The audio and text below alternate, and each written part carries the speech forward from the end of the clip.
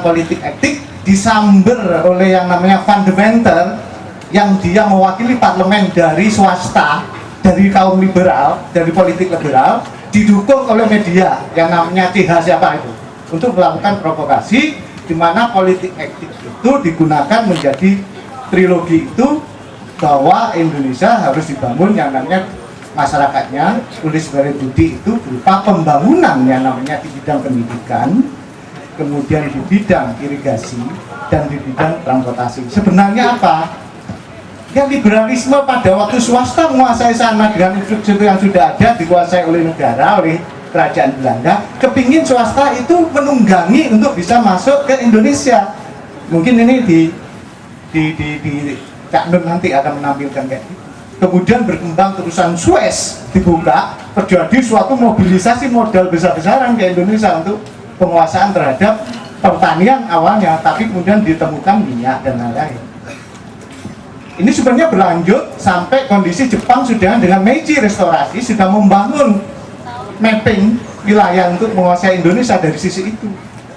Kemudian tahun 57 Soekarno ya problem juga mengadakan nasionalisasi untuk mengusir semua orang-orang investor yang swasta yang tadi yang dipakai tunggangan politik etik masuk bisa menguasai yang namanya jaringan aset-aset di wilayah pertanian dan lain-lain.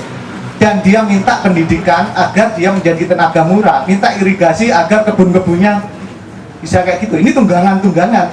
Oleh Soekarno diusir karena konteks euforia Asia Afrika terhadap kondisi Irian Jaya pada waktu kalah negosiasi. Kemudian di sebelah sana ada yang namanya kesemakmuran Inggris, sehingga dia harus ganyang Malaysia.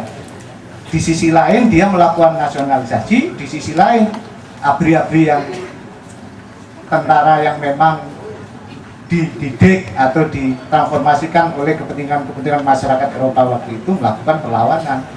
Nah, Daniel di situ ada yang namanya Partai Komunis Indonesia, sehingga dia memboncengi untuk mengambil tanah-tanah bukan nasionalisasi, punya orang-orang Masumi, orang NU yang PNI sendiri yang luas itu, sehingga jadi problem.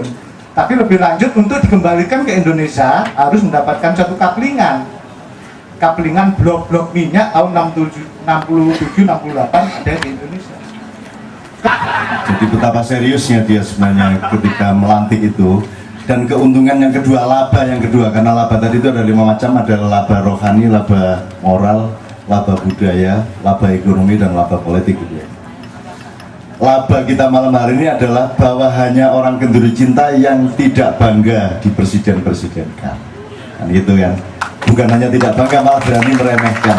Karena orang kenduri cinta tidak memfokuskan diri pada jabatan, tidak memfokuskan diri pada kebesaran diri. Kita fokusnya adalah benar-benar insya Allah bergembiranya rakyat, kan gitu. Diri kita tidak penting, presidennya bahkan tidak penting. Yang penting adalah pekerjaannya untuk menggembirakan rakyat, kan gitu. Jadi itu Andre ya, jadi jangan khawatir. Terus ngerti, cuman kan kita harus berani mengejek diri kita sendiri, kan gitu. Dan itulah tanda-tanda dari kesucian dan ketulusan kita. Saya berikan kepada anak saya yang saya harap bisa saya cintai lebih lanjut.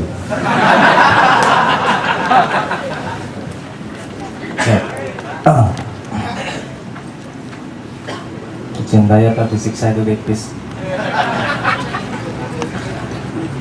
Mungkin apa yang ingin saya omongkan malam ini bisa jadi relevan, bisa jadi tidak relevan dengan konteks apa malam ini, tapi saya merasa saya mendapatkan sesuatu yang luar biasa malam ini, mendapat kesimpulan dari pertanyaan-pertanyaan hampir 25 tahun yang lalu yang saya tanyakan, terjawabnya kebetulan malam ini.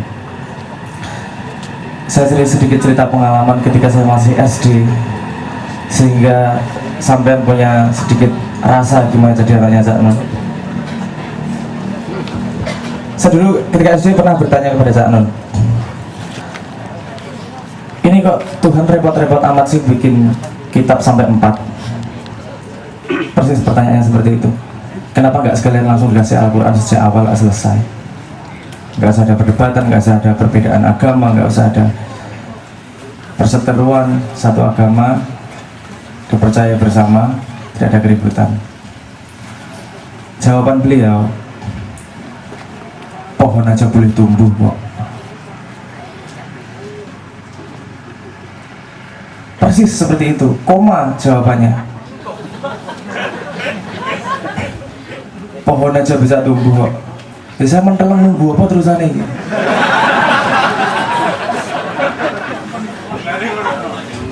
Jebul kok ngono tok.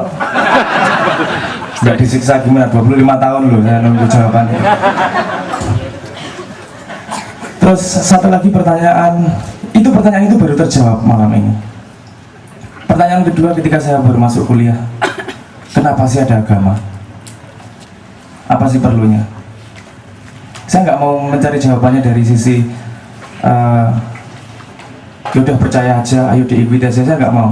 Saya pengen jawabannya dari benar-benar akal, benar-benar dari pertimbangan kognitif, pertimbangan kesadaran, pertimbangan ilmiah. Kenapa nih sebabnya, kenapa?